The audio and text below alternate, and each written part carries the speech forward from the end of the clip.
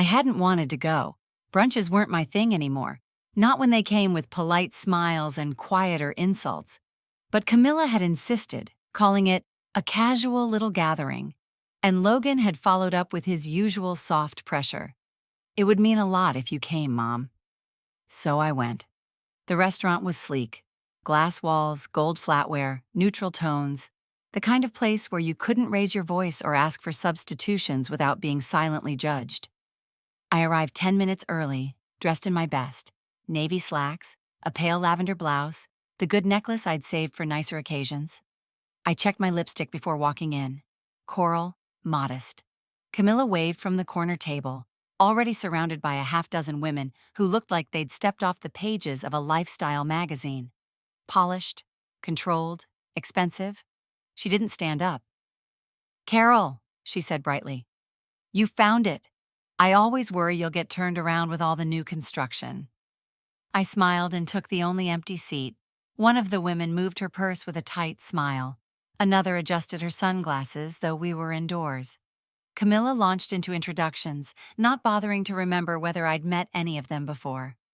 "This is Danny. She's a stylist, does wonders with post-baby bodies. That's Trish, real estate. And Vivian, you'll love her. She's just launched a lifestyle blog for midlife reinvention." I nodded politely, trying not to notice how each of them gave me that quick, scanning glance. The one that categorizes, not welcomes. The waiter came.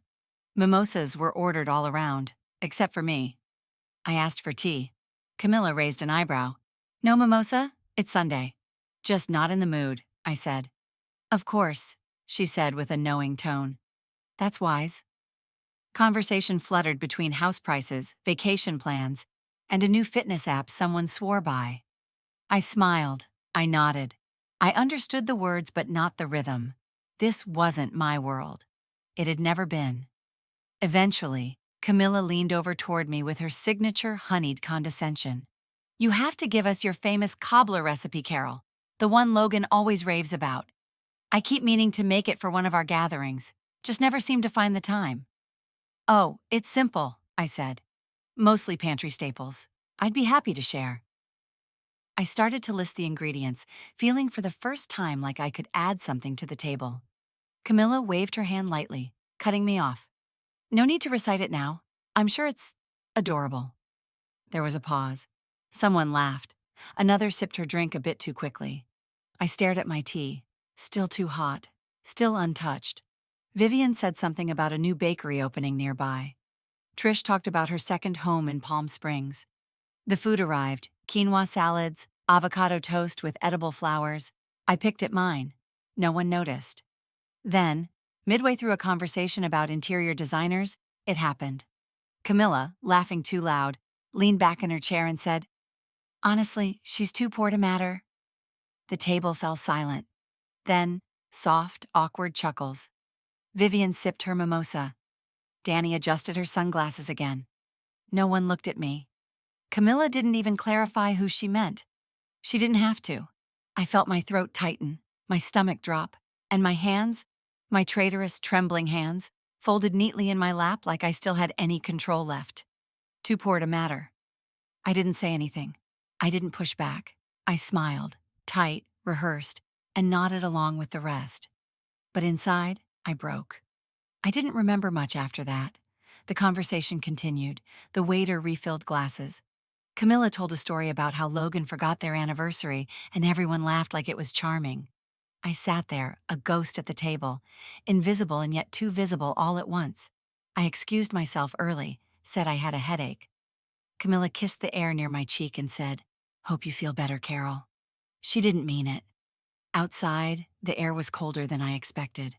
I wrapped my coat tighter, walking past boutiques I couldn't afford and restaurants that never listed prices. My reflection in the shop windows looked foreign, too old, too soft, too irrelevant. Back home, I hung my coat, sat at the kitchen table, and stared at the wall for a long time. What hurt wasn't just the words, it was the truth in them. Not literal truth. I wasn't destitute. I owned my house outright, still worked part-time at the library. I had enough to live, enough to help here and there. But in their world, poor didn't mean money, it meant lack of influence. It meant I had nothing they wanted, No leverage, no sparkle, no use. That night I tried to sleep. I couldn't. Camilla's voice echoed in my head like a looped recording, too poor to matter. And the worst part? Logan had said nothing. He was sitting next to her. He had looked at me, blinked, and looked away. I sat up in bed around 2 a.m., turned on the light, and reached for my journal. The one I hadn't touched in over a year. I wrote, "They measured my worth in what I couldn't offer them. I used to think that made me small. Now I wonder if it just makes them shallow." I closed the journal, sat in the dark, and realized something I hadn't wanted to see. I wasn't just excluded, I was expendable, and for the first time in years I didn't cry. I planned.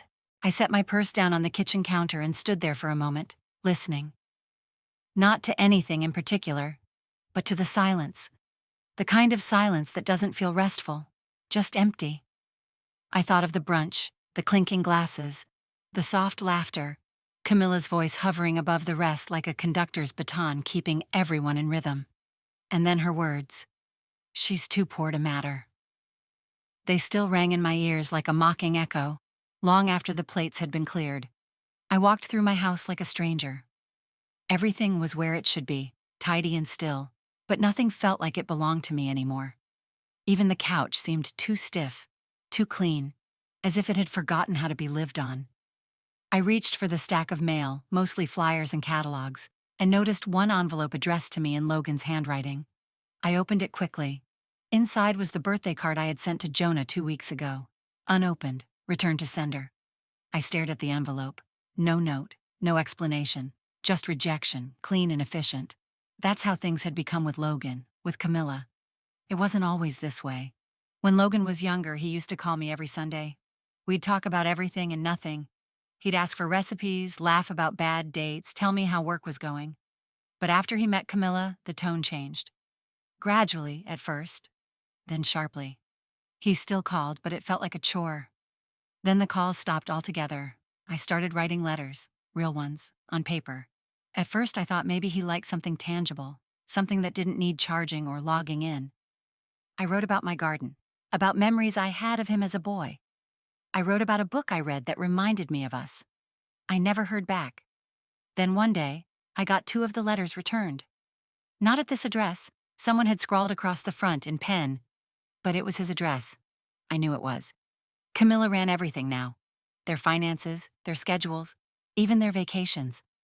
I was always the last to know anything if I found out at all. One Christmas, I showed up with a handmade quilt, only to find out they were leaving for Aspen that morning. Camilla had said, "Didn't Logan tell you?" But I knew he hadn't. She didn't even ask me to come in. Just took the quilt with a tight smile and shut the door before I reached the second step. The part that stung the most wasn't the exclusion. It was the pretense. They still invited me to the big things, Thanksgiving, birthdays, the occasional brunch. But I was a name on a list, a chair at the end of the table. Nothing more. Jonah, my grandson, had once been my shadow. He used to sit on the porch with me for hours, asking questions about everything. But now he barely looked up from his phone. He called me Gigi still, but without warmth. The last time I offered to bake his favorite cookies, he shrugged and said, "Camilla says sugar is toxic." I watched his words for signs of her, and they were all there. The worst part was that he didn't even know he was echoing her. That evening, I sat at the kitchen table with a cup of lukewarm tea and opened my journal. I flipped past the pages of grocery lists and idle observations until I found a blank one. And then I wrote, "It's like they borrowed my presence and returned it empty." I paused, let the ink dry, then closed the book. Later that week, I went over to Logan's house to drop off some garden tomatoes. I hadn't called ahead. I knew they'd be home. I had just stepped inside the foyer when I heard Camilla's voice in the other room. Loud, confident, unfiltered. "I told Liz," she said to someone on the phone. "We'll move her out by spring. She's too much upkeep." My breath caught. I didn't move. "I mean, it's not just the money," Camilla continued, laughter in her voice. "It's the energy, the drama. Logan thinks she'll take it personally, but honestly, it's time. We've done our part." My fingers tightened around the bag of tomatoes. I didn't hear the rest. I didn't want to. I turned around quietly and walked back to my car. Sat inside for a long time before starting the engine. Back home, I put the tomatoes on the counter. I couldn't bring myself to slice them. I couldn't do anything except stand there and let the weight of those words settle over me. Too much upkeep. I was a human being, a mother, a grandmother, and yet, to her, I was maintenance. Later that night, I wrote another journal entry. They've decided my expiration date, but they don't know I've just begun to turn the page. I read it 3 times. Underlined the last sentence. Because something in me had shifted. Again. The brunch had broken something. But Camilla's voice had lit a fuse. They thought they were closing the door on me. But they hadn't noticed. I was already walking toward something else, something mine, thing. Before Camilla's voice began to echo in my head, there was another voice that lived there, sharper, older, unforgiving in its logic and laced with the cold finality of certainty. My mother's. She wasn't cruel, not in the way stories define cruelty. She didn't hit or scream. She didn't slam doors or shatter plates. But she wielded control like a conductor's baton, orchestrating a world where obedience passed for love and fear passed for discipline. She wore budget shoes, carried a purse with broken straps she refused to replace, and quoted price tags like scripture. "Money is control," she said every time I asked for something frivolous, "and girls who don't learn that end up owned." At 6, I asked for a coloring book. At 10, a sequined top. At 14, voice lessons.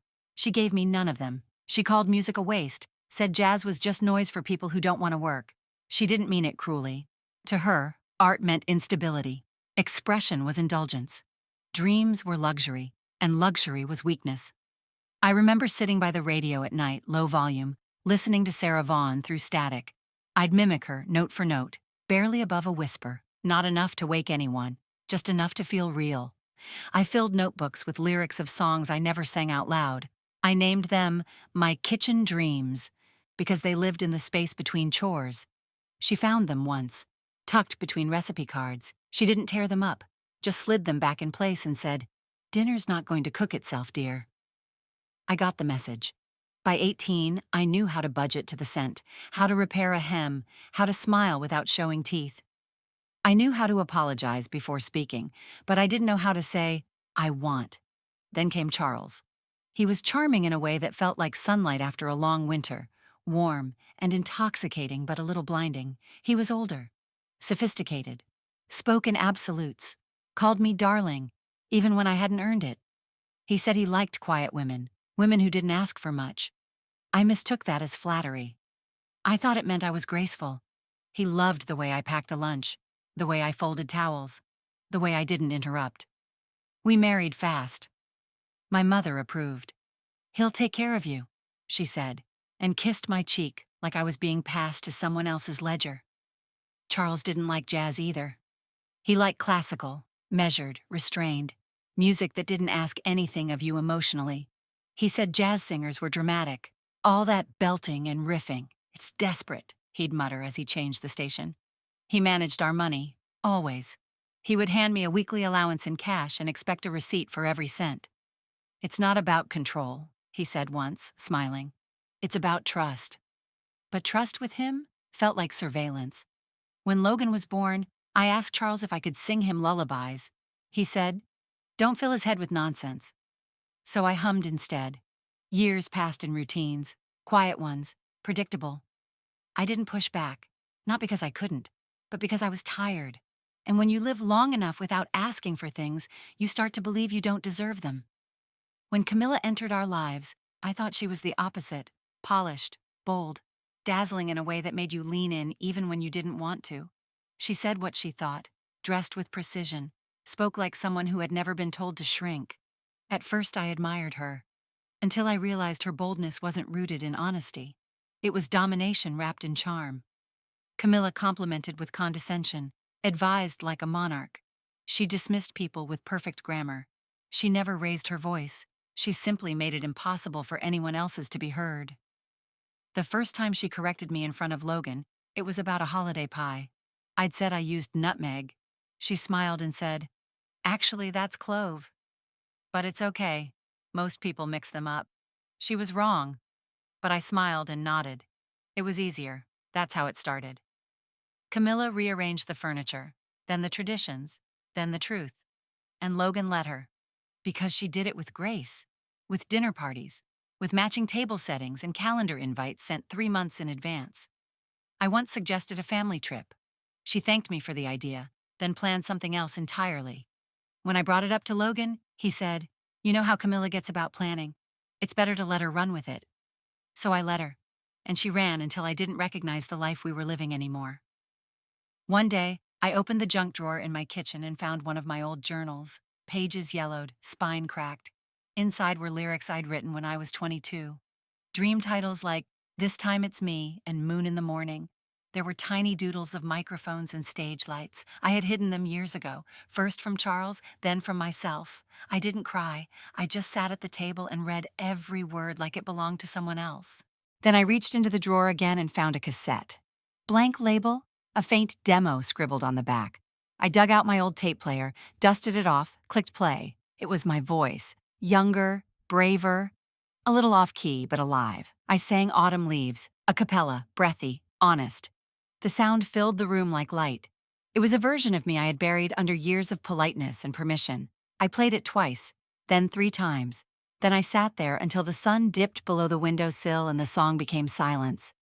That night, I made tea, opened a new page in a new journal. I wrote, "My mother taught me money was control. Charles proved it. Camilla practices it. But silence. Silence is surrender. And I am done surrendering because I realized something. Camilla wasn't.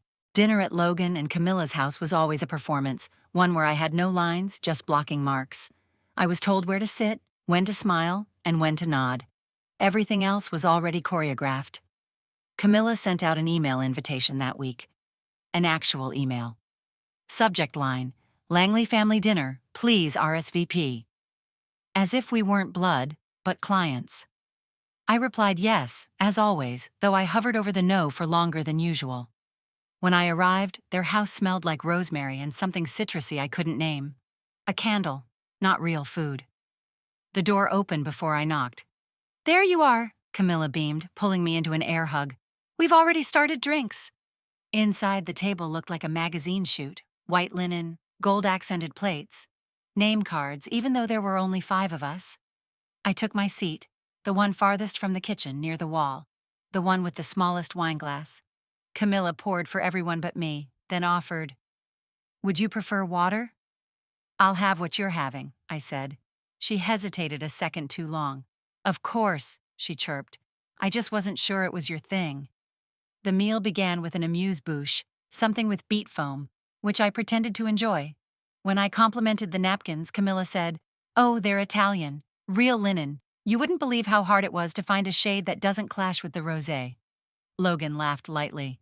I smiled, but felt something tighten behind my ribs. She steered the conversation from her firm's latest partnership to Jonah's college tours to a new wine bar opening downtown. Every sentence had an agenda, a polish. I tried to mention a book I'd read recently, an essay collection on intergenerational inheritance. But she cut in quickly. "That sounds dense," she said, laughing. "Mom's always been a fan of things that need footnotes." Logan didn't look up.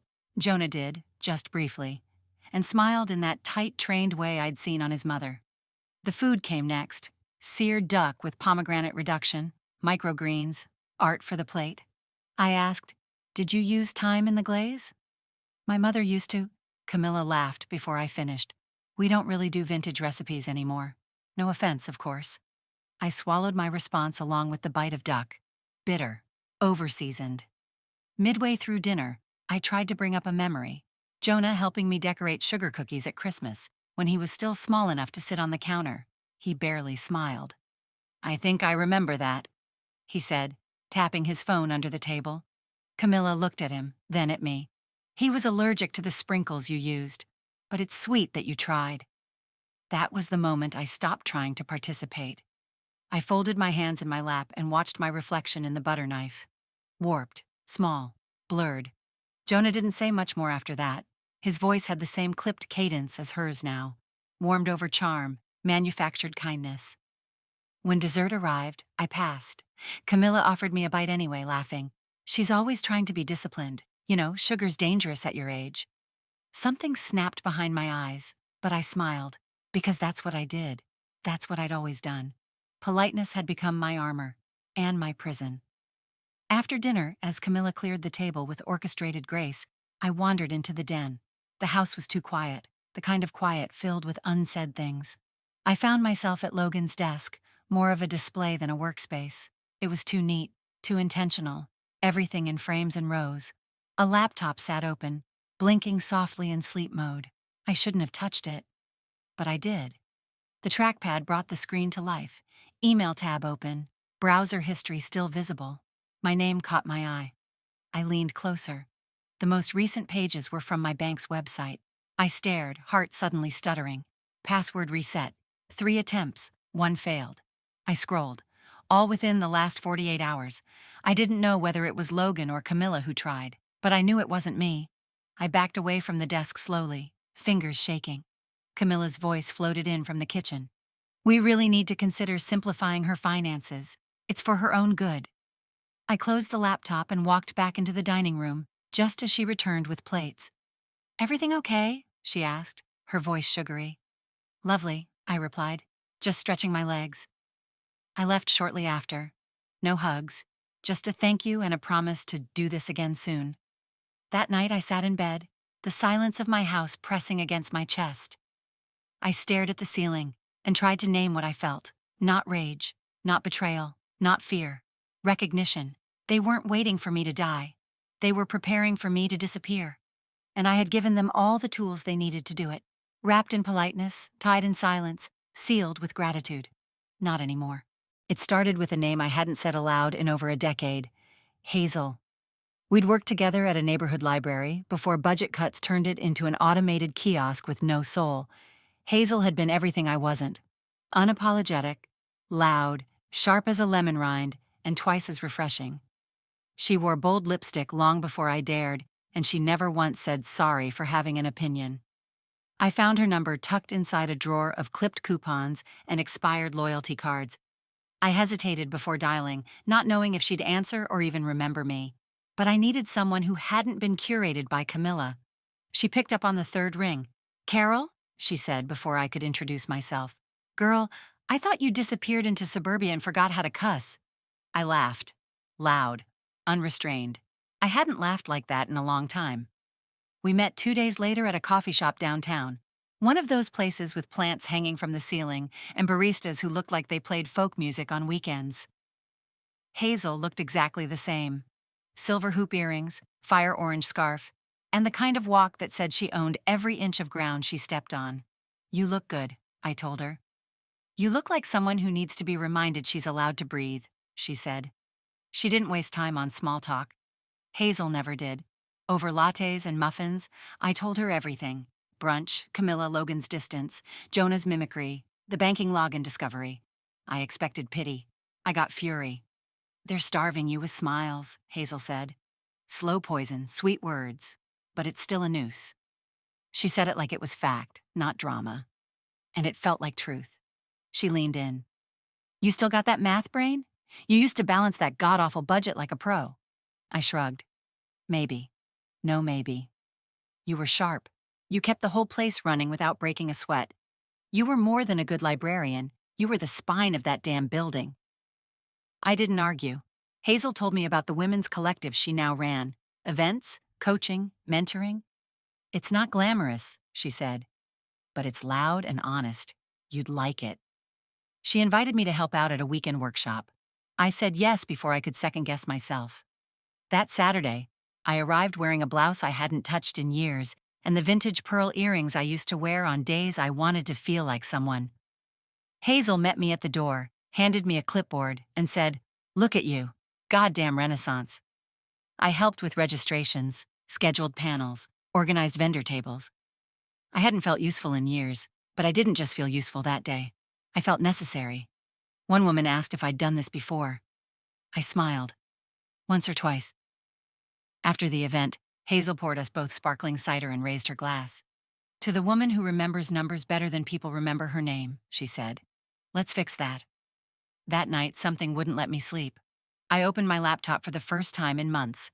Not to browse, not to scroll, but to write. I opened a blank document and stared at it until the cursor stopped intimidating me. Then slowly I typed, "Why retirement isn't rest, and why women over 60 need to stop apologizing for their worth."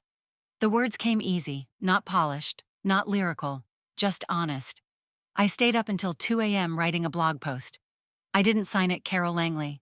I created a pseudonym, Margot Vale. Margot could say the things Carol was still learning to believe. I emailed it to Hazel. She called me the next morning.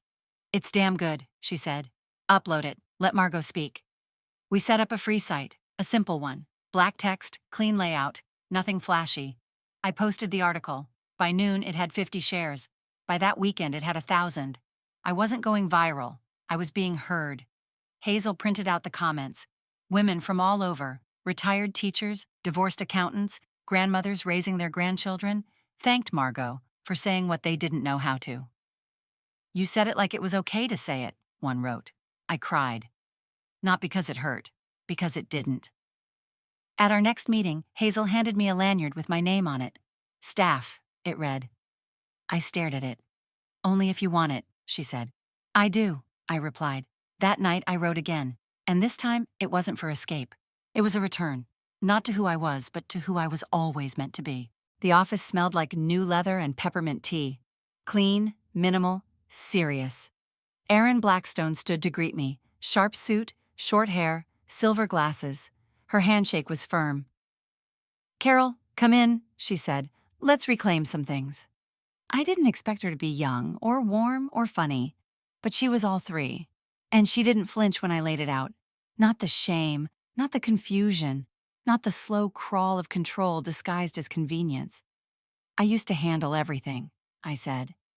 "Bills, budgeting, even tax prep.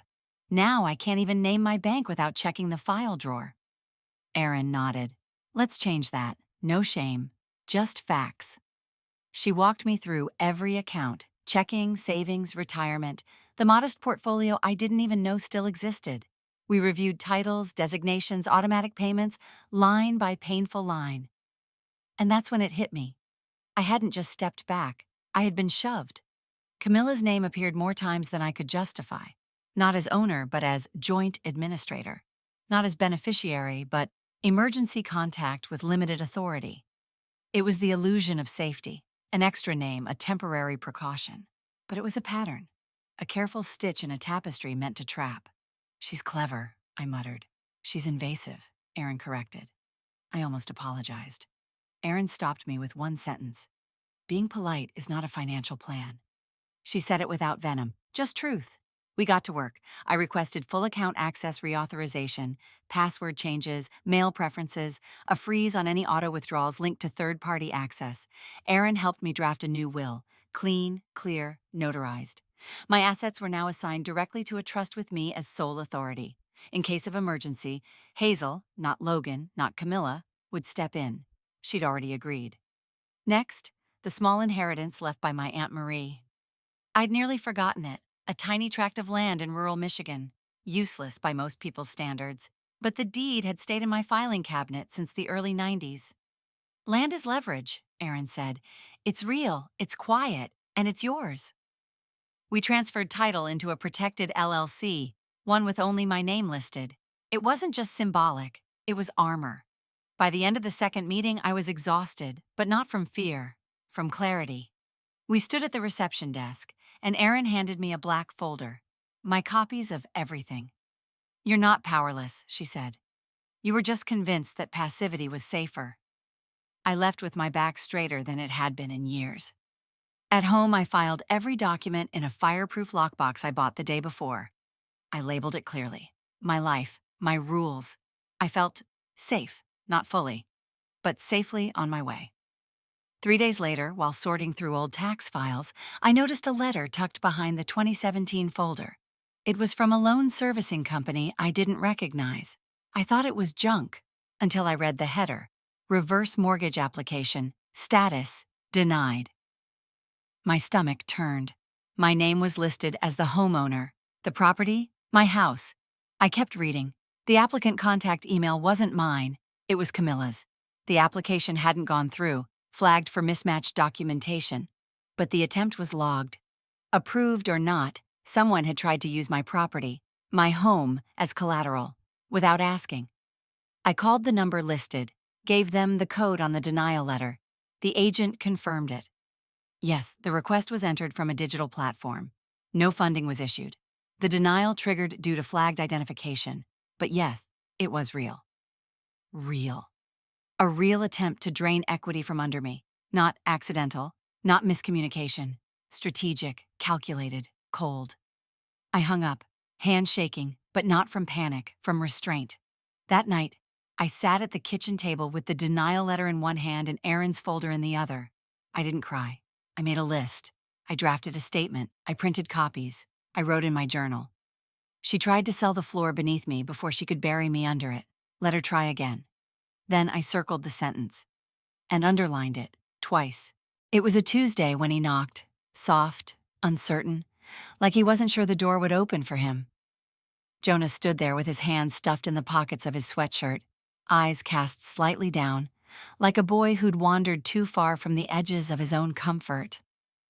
"Hey, Grandma," he said. "Is this okay?" I opened the door wider. "Of course." He stepped inside, glanced around like the furniture might have changed since his last visit. It hadn't, but something else had. His silence felt different this time. Not aloof, hesitant, fragile. I gestured toward the kitchen. "I was just making tea." He followed quietly, took a seat at the table, the same place where I used to serve him waffles shaped like stars and let him sneak sips of coffee when Camilla wasn't looking. "I haven't been here in a while," he said. "I noticed," I replied. He looked at me then, really looked. "Sorry about that." I didn't rush to fill the space. I let it settle. He tapped the table with one finger. "I was wondering, do you still have that old jazz record player?" "In the den," I said. "Still works, last time I checked." His shoulders eased a little. "I remember those mornings when I was little. You used to play that one song, Autumn in New York? I'd make up stories to it." I smiled. "You used to say it sounded like a movie that hadn't been made yet." "Still does," he murmured. I stood and walked to the den, motioning him to follow.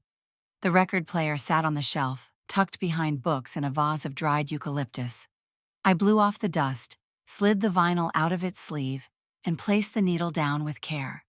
A soft crackle. Then the first notes bloomed, slow, rich, aching. Jonah sat on the floor, legs crossed, head tilted toward the speaker. "God, I missed that sound," he said. We didn't talk for the length of the song. We just listened. When it ended, he said, "I feel like I remember who I was when I hear this." I sat beside him. "That's what jazz does. It brings the past into the room." He looked over. "You ever miss who you were?" "Every day," I said. "But lately, I think I've started meeting her again." He nodded like he understood something he couldn't quite say. I stood and returned with my tablet. "I want to show you something," I said, handing it to him. "A blog I've been reading." He raised an eyebrow. "You read blogs?" I shrugged. "Even old ladies have bookmarks." He started to scroll. The screen glowed soft blue in the low light. I watched him read, his brow furrowed, eyes narrowing at the first paragraph, then softening. The blog post was titled, "How to Stay Visible in a World That Wants You Quiet." He read aloud softly. "They tell you shrinking is graceful. They tell you silence is noble. But the truth is, most cages are made from someone else's comfort." He paused, looked up. "That sounds like you." I kept my face still. "Does it?" "Yeah. I mean, it sounds like something you'd say if no one interrupted you." He kept reading. "You don't owe your invisibility to people who only clap for your stillness." He looked back at me. "This woman's really smart." "She's trying to be," I said. "She's lived a life that got smaller on purpose." His gaze narrowed. "Is it you?" I didn't answer. He handed the tablet back slowly, thoughtfully. "You know," he said, "I used to think it was just easier to not notice things, especially the stuff Mom says, the way she acts around you." "I know," I said. "It's easier until it isn't," he sighed. I didn't want to pick sides. "I never asked you to." He leaned back against the couch, eyes still on the now spinning vinyl. "I think I started acting like her. I didn't mean to, but it just seeped in." I nodded. "We become what surrounds us, until we choose something else." "I don't want to become that," he said, barely above a whisper. Then don't. He looked up again. Do you think it's too late to unlearn? Never, I said. But it takes work, and truth, and showing up. He nodded slowly. We sat there as another song started, brighter, faster. I saw something shift in his posture, a release, not full, not resolved, but a door cracking open. I want to come back, he said. Not just here, but to us. You can, I said, if you come with honesty. He smiled, small and sincere. I think you might be the coolest person I know. I've always been, I said, and he laughed, really laughed, a sound I hadn't heard from him in years. Before he left, I handed him a printed version of the blog post. For when you forget, I said. He folded it and put it in his pocket like it mattered. I'll be back soon, he said. Maybe we can make waffles again. I never stopped knowing how, I replied. And as he walked away, he turned and said, Thanks for playing the record. It helped. I whispered, mostly to myself. Me too. I hadn't planned on walking that way. It was one of those accidental routes, the kind you fall into when your feet are moving faster than your thoughts. But there I was, outside the restaurant where everything had shifted, the brunch place, the one where Camilla had said I was too poor to matter. It looked different in the light of ordinary Tuesday. No glittering mimosas, no clinking cutlery, just a sun-faded awning, smudged windows, and a half-lit open sign hanging a little crooked in the door. And there, near the patio, sat Camilla. She didn't see me, too engrossed in her audience. Two women in sleek sunglasses sipping something overpriced. Her voice carried just enough. I mean, I basically made this place, she was saying, laughing. It was nothing before we started coming here. They know me. They seat me without asking. I practically run the brunch scene. I stood just far enough away to not be seen, but close enough to see her wave her hand toward the restaurant as if it were her accomplishment, her kingdom. They really should let me curate their menu, she continued. But the staff, God, it's like the retirement home threw an apron party. The women laughed. I felt something inside me harden, not into anger, but clarity, like a line being drawn.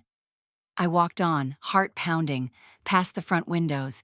A for sale notice was taped discreetly to the inside of the door. I stopped. My fingers brushed the glass. Cold, solid, real. The sign read, Owner retiring. Inquire within or call this number. I didn't go in. I took out my phone and dialed the number. A tired voice answered. Brenda's, we're open till 4. I'm calling about the listing, I said. The sale. There was a pause. Oh, sure. You a broker? No, I said. I'm interested in buying it. Another pause. You want to schedule a tour? No need, I said. I know exactly what it looks like. I just want to know what it needs. The woman exhaled like she hadn't done it in weeks. Honestly, a miracle. It's been bleeding since the pandemic. We lost weekend crowds, we cut hours, we tried delivery. None of it stuck. I wrote everything down. Her name was Pauline.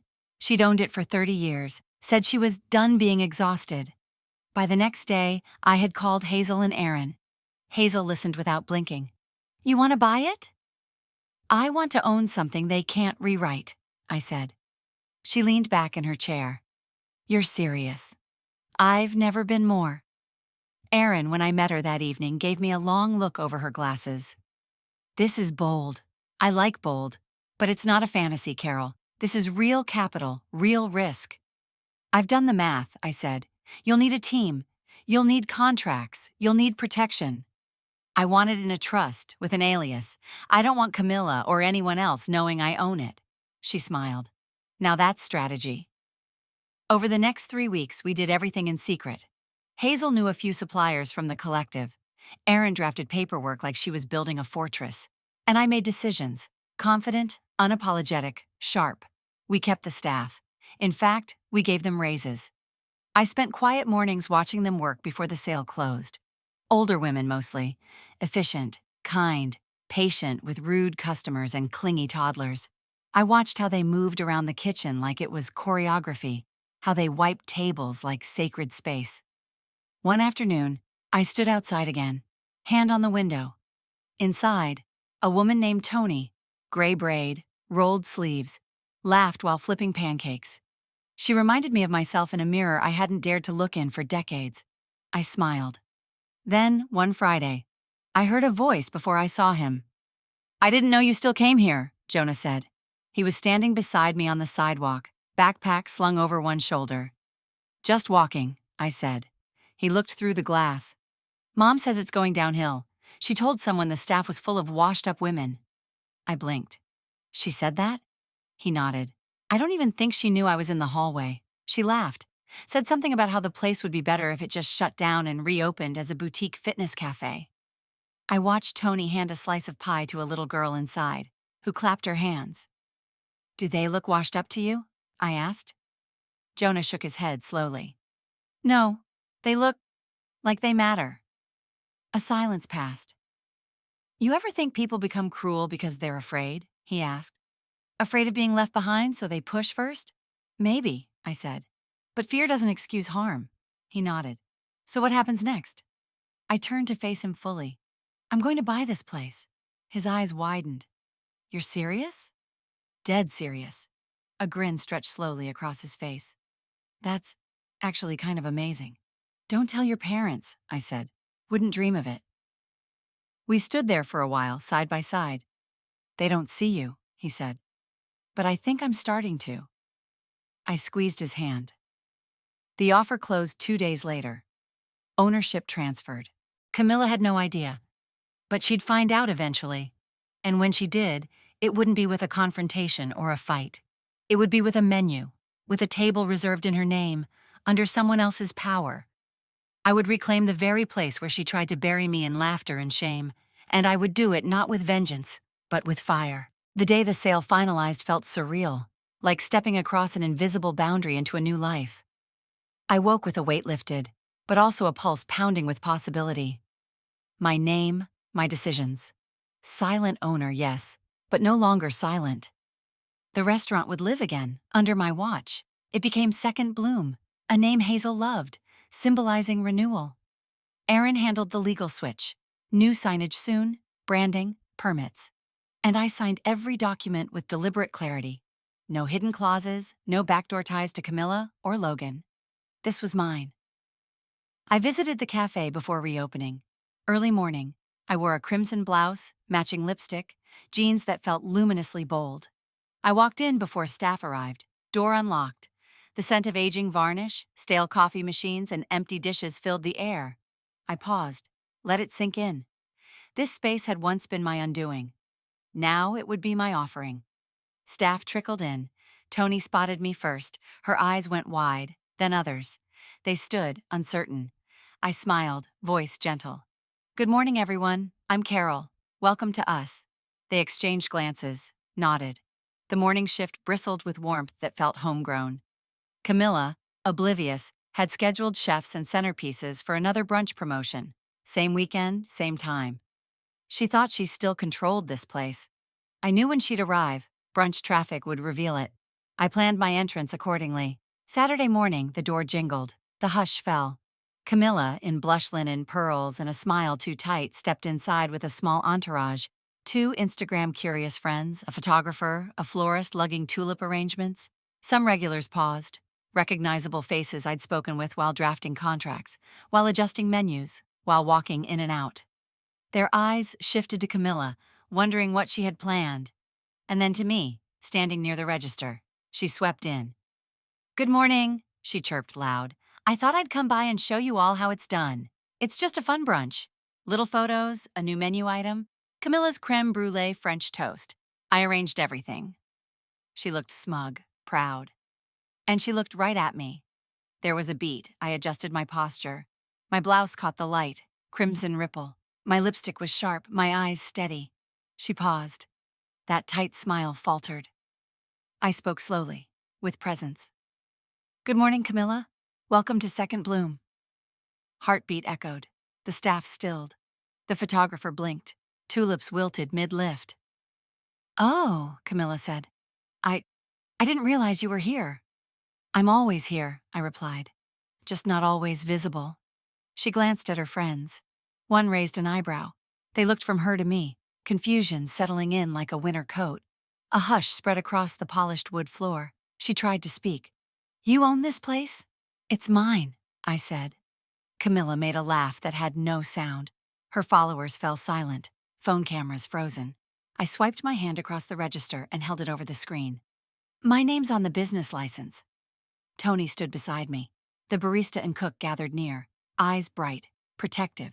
I looked at Camilla's surprised face, then at the tulips she carried. One slipped. I bent and picked it up.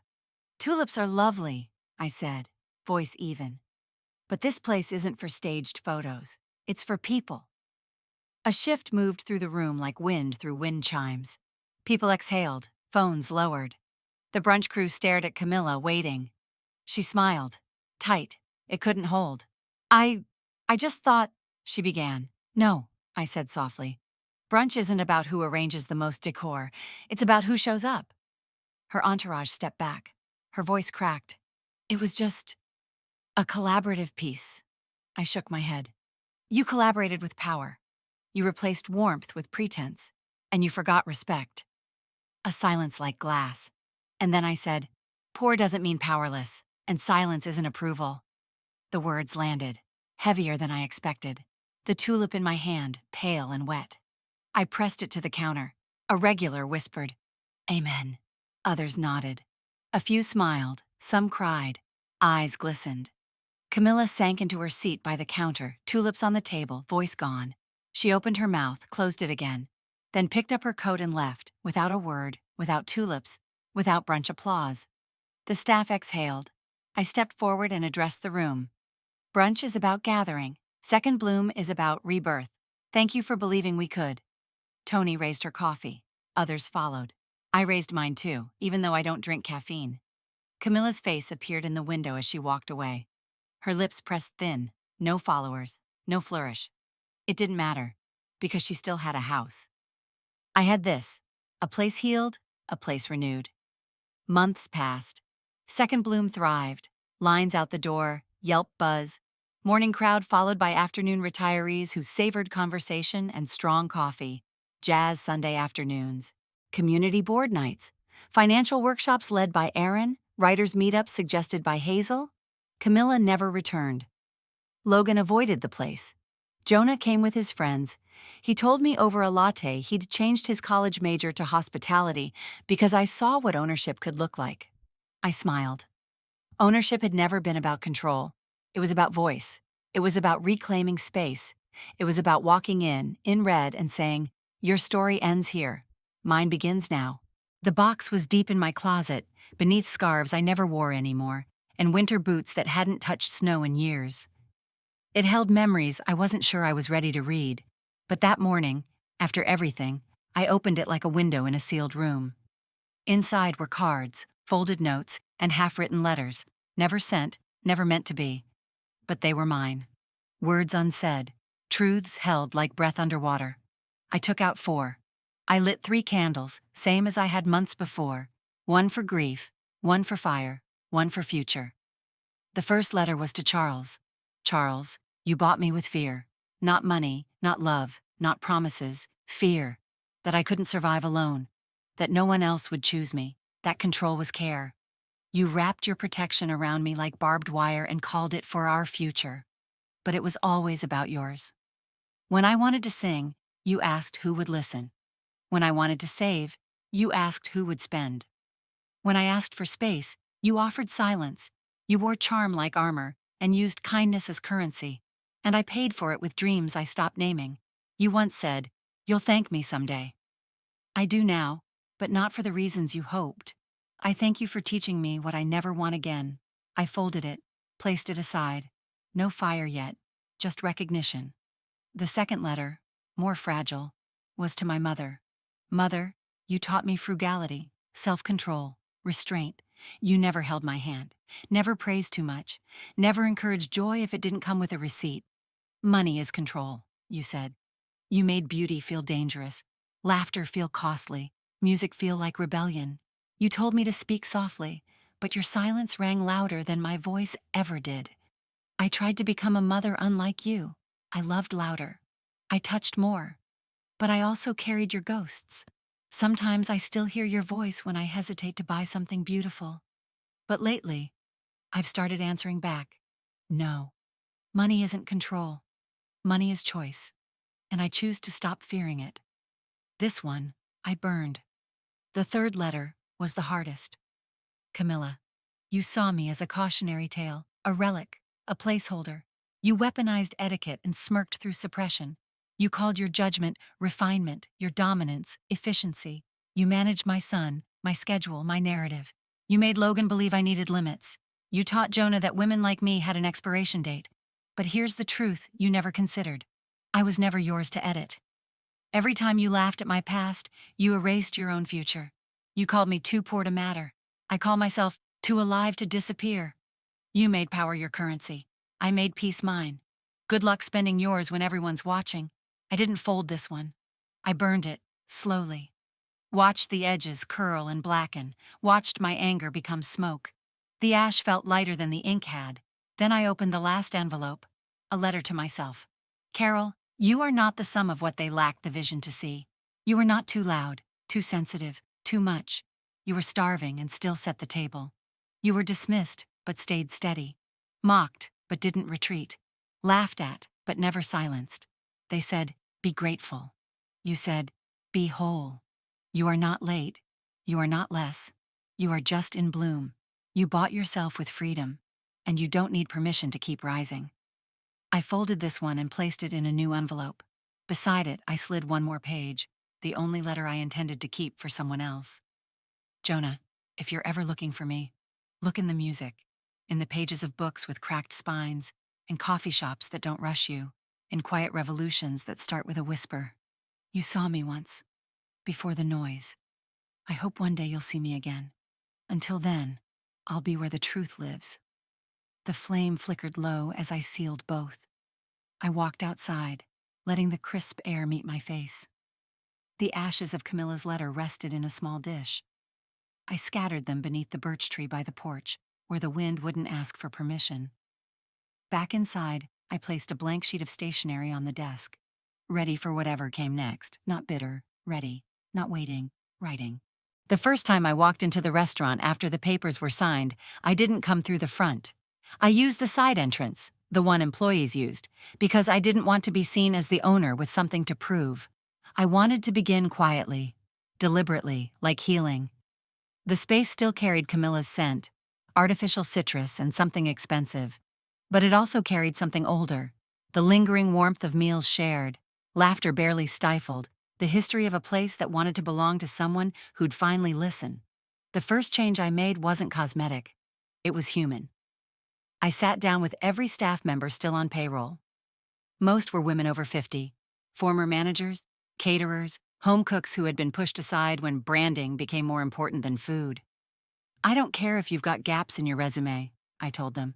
I care if you still love to feed people. Some cried, others nodded with quiet suspicion. All stayed. Within 2 weeks, we hired more. A sous chef who'd been rejected for her gray hair, a server who left the industry after a hip surgery, a pastry chef who once owned her own bakery but lost it during the pandemic. Their stories weren't setbacks, they were seasoning. Hazel helped rework the menu. Earthy, elegant, affordable. We called it Second Bloom. We featured ingredients from local gardens, wines from overlooked labels, jazz every Sunday. I didn't sing, yet, but I helped select the records, ran the numbers, trained the new staff on our values. We printed them at the bottom of every menu: respect, reinvention, realness. Jonah stopped by one afternoon during prep. He looked taller in the doorway, older. But when he saw the new chalkboard menu, his grin made him look 5 again. You changed everything, he said. Just the parts that needed to remember where they started. He volunteered that weekend, carried trays, folded napkins, even took photos for our social media. Camilla didn't come. Logan texted once, hope it goes well, but didn't show either. It stung, but only for a moment. Because the ones who mattered showed up. Hazel, radiant in a velvet blouse, brought flowers from her backyard. Aaron arrived in jeans and boots, carrying a binder of forms for our next expansion plan, grants for female-run restaurants. The local paper sent a reporter, a young woman named Bryce who ordered 3 dishes for the full experience and stayed for 2 hours. She asked about everything. Why buy the place? Because someone told me I was too poor to matter. She smiled. And now? Now I know better. The article went live the following Friday. Headline: Second Bloom, the comeback of a kitchen and a woman. By the next weekend, we were fully booked. One Saturday night, after we closed, I walked into the kitchen with a stack of clean aprons and found Jonah wiping down the counter. "I like it here," he said simply. "It feels real." I nodded. "Because it is." He reached into his backpack and handed me a piece of paper. "I hope this is okay," he said. "I didn't want to ask until I knew." It was a printed essay. The heading read, "Culinary Institute of New England, Personal Statement." I read the title out loud. What My Grandmother Built. My breath caught in my chest before I finished the first paragraph. He'd written about me. Not the me from birthday cakes and bedtime stories. The me he was just beginning to see. The woman who fought back with spreadsheets and second chances, with recipes and resolve. "I didn't use names," he said quickly, "but they'll know." I looked at him, saw the same eyes I used to wipe tears from when he'd fall off his bike. "You're not just applying to a school," I said. "You're applying to live wide." He grinned. "You think I'll get in? I think you already did." That night, I stayed later than usual, cleaned surfaces that didn't need cleaning, listened to the last jazz notes echo off the walls. I lit a single candle on the hostess stand, not because it was dark, because it was earned. Camilla never returned. Logan sent a gift card once, unsigned, but I didn't use it. Some silences aren't punishments. They're choices. One morning I opened the restaurant early, just me and the sun through the windows. I put on one of my old records, Sarah Vaughan, Soft and Strong, and danced alone between tables. No performance, no apology, just a woman in her restaurant in her life, blooming, again. The morning light hit the cafe windows like a promise, warm, clean, and certain. It painted gold onto every corner of the restaurant, soaking into the worn wood floors, the vintage jazz posters on the wall, the fresh-cut flowers in recycled glass jars at each table. It was Sunday, brunch day, but not like the ones I used to be invited to. This one was mine. I arrived early before the first batch of biscuits had even gone into the oven, before Jonah turned the lights up in the kitchen. I carried a bag of oranges and a notebook under one arm. No one waited for me to perform. No one arranged my place like I was an afterthought. Here, I didn't have to belong to be welcomed. I slipped the record from its sleeve, Ella Fitzgerald, smoky and triumphant, and placed it on the player. The first song hummed through the cafe like a soft exhale. The restaurant smelled like cinnamon, brewed coffee, and something newer. Hope, maybe, or purpose. Hazel arrived next. She wore her signature bangles and a giant sun hat even though we were indoors. She kissed my cheek and slid into the booth across from mine without asking. She placed a small notebook on the table. "Menu feedback," she said, grinning. "Don't worry, it's mostly praise." Erin showed up not long after, hair in a bun, a legal pad under one arm. "Good news," she said, sliding into the next seat. "We've been approved for expansion funding. The city wants to feature Second Bloom in their women-owned spotlight." I blinked, then laughed. Not loud, not showy, just deep. Jonah popped his head from the kitchen. His apron was flour-streaked, his cheeks flushed. "Citrus glaze or berry compote for the pancakes?" he asked. "Surprise me," I replied. He winked and ducked back. I opened my notebook, the same one I'd started the day I changed my will, the day I stopped apologizing. The first page read, "The price of silence is self-erasure. I'm done paying." Now I flipped to the last page and began to write. I used to whisper. Now I feed people with full voice. The room filled slowly. A couple on their anniversary. A woman reading alone, humming along to the jazz. Two friends laughing over mimosas that weren't bottomless but were real. I watched from my booth. Not managing, not directing. Just being. Just witnessing what I had built out of pieces others had discarded. Camilla's voice once echoed in this space. "She's too poor to matter," she'd said. And now, every dollar she used to mock had become a seed. Every silence had become a sentence, every dismissal a direction. We served pancakes that morning with hand-cut fruit and a dash of nutmeg. Jonah brought mine with a flourish, along with a fresh coffee in my favorite chipped mug. "To the boss lady," he said. Hazel raised her glass of iced tea. Erin lifted her own coffee. I didn't toast with champagne. I toasted with steam and strength. The room swelled with voices, soft, strong, layered like harmony. Not polished, not curated, real. Outside, a breeze nudged the door open slightly. I watched as it caught the edges of our new chalkboard sign, Second Bloom, where comebacks are served hot.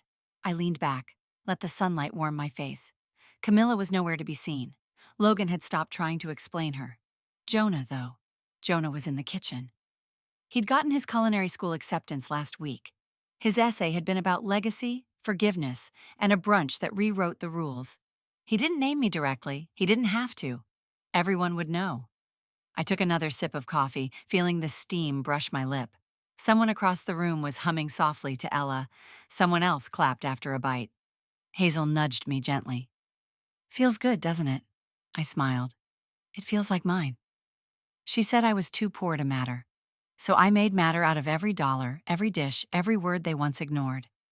What if every silence you've endured was actually a seed? What if the most powerful stories begin the moment someone says you don't matter? This wasn't just brunch, it was a blueprint for reclaiming voice, space, and legacy. If this stirred something in you, it's not the end. It's just the first page of what you rewrite next.